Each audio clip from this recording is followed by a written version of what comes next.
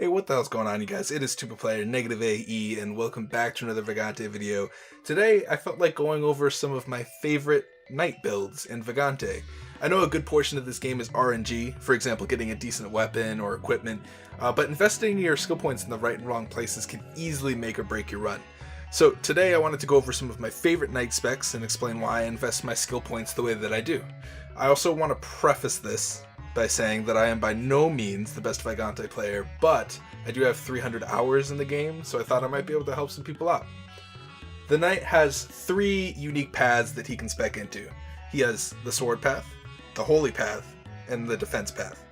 The sword path focuses on making the sword as useful as possible, giving access to a mid-air downward stab, as well as unlocking the ability to swing your sword downward, which is really helpful for all the flying enemies in all the levels. Maxing out this path also changes all swords' attack speeds to very fast, which turns your weapon into this powerhouse of a weapon. It only takes 4 points to max, so it's very cheap to spec into in the very beginning. Holy Path is another path that focuses on softening the player mistakes. It also provides some resistances and gives you a tiny bit of extra damage. The first level prevents fall damage, and if you continue on the path, it nets you some resistance to some elemental damage.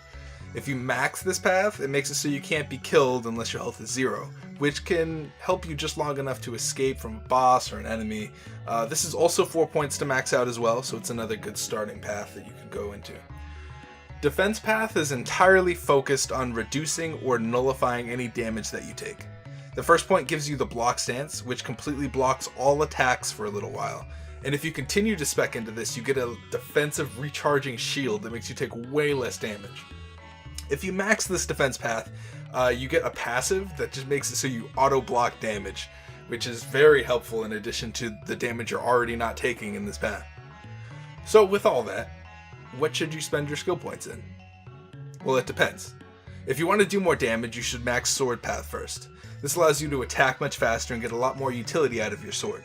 After maxing it, you have a couple of options. I recommend either maxing basic strength or luck stats next.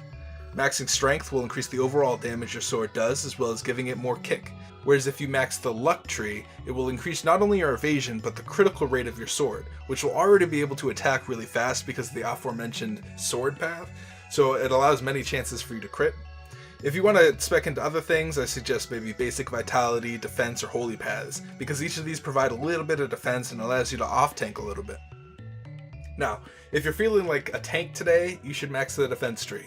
Because of the damage reduction in this tree, you'll find that you're taking a lot less damage in fights. Remember that when you put 1 point into defense tree, it gives you the ability to block. Remembering to block is vital here, and you'll take way less damage doing so. After maxing this, I recommend maxing basic vitality or luck paths. If you max vitality next, it'll give you even more defense and also a higher health pool to defend.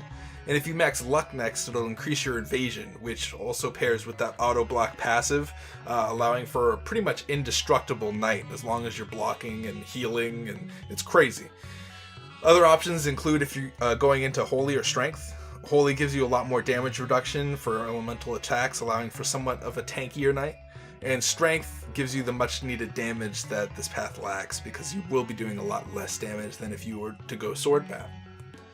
And lastly, we got the Holy Path. The Holy Path is a good choice for beginners because it allows you to make a lot more mistakes and still come out on top. It tries to be the best of both worlds by providing a little bit of resistance and a little damage, but it's not crazy by any means. It's a shorter path, only requiring 4 points, so it's a decent supporting path if you're unsure what to choose next. But ultimately, I always find myself choosing sword or defense over it. I hope this video helped any aspiring knight mains decide what they might want to put their points into.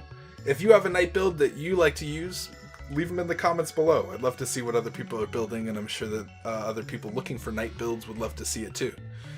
What would you like me to cover next? Or who would you like me to cover next? Let me know in the comments below. Sincerely, NegativeAE.